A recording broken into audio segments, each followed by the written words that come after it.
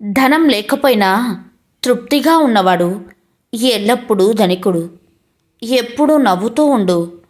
ఎంతలా అంటే నీ చిరునవ్వు ముందు నీ సమస్యలు చిన్నబోయేంతలా. మిత్రమా, అదృష్టం కావాలంటే ఎదురు చూడాలి. అవకాశం కావాలంటే సృష్టించుకోవాలి. కానీ మన శక్తిని మనమే నమ్ముకోవాలి మిత్రమా. ధర్మం అనేది మనిషి సృష్టించినది కాదు, దైవం సృష్టించింది. అందుకే మనిషి ఉన్నా లేకున్నా సృష్టి ఉన్నంత వరకు ధర్మం ఉంటుంది. ధర్మో రక్షతి రక్షతః. ధర్మాన్ని నువ్వు కాపాడితే ఆ ధర్మం నిన్ను కాపాడుతుందని ఆ శివుడే ప్రస్తావించారు. బంధాలు అనేవి మనం విలువ ఇచ్చినంత వరకే. బంధాలు అనేవి మనం భరించినంత వరకే. కన్నీళ్ళు అనేవి మనం సహించినంత వరకే. కష్టాలు అనేవి మనం కడతేరే వరకే.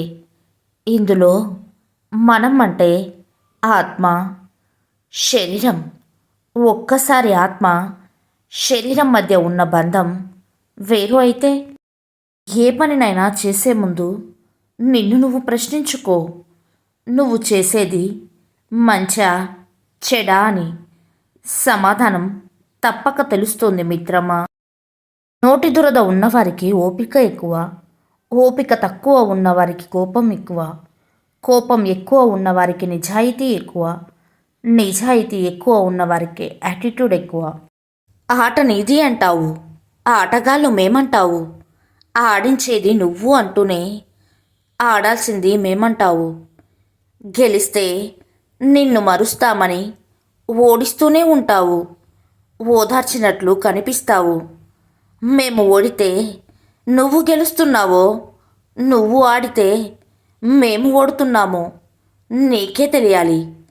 ఆటగదరా శివ, నీ ఆటగదరా శివ, ఆటగదరా శివ, నీ ఆటగద కేశవ. నీ లక్ష్యం నీ ఎదుగుదలకు ఉపయోగపడేలా ఉండాలి. కానీ ఎదుటి వారిని ఇబ్బంది పెట్టేలా కాదు.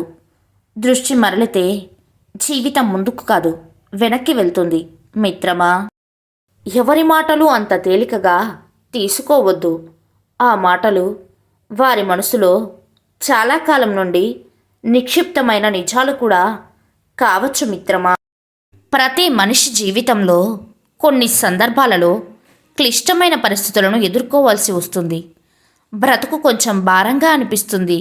ఏమీ చెయ్యలేని పరిస్థితి వస్తుంది. అలాంటి సమయంలో మనం వెతకవలసినది సహాయం చేసే చేతుల కోసం కాదు, మనసు పొరల్లో నిక్షిప్తమై ఉన్న శక్తి కోసం.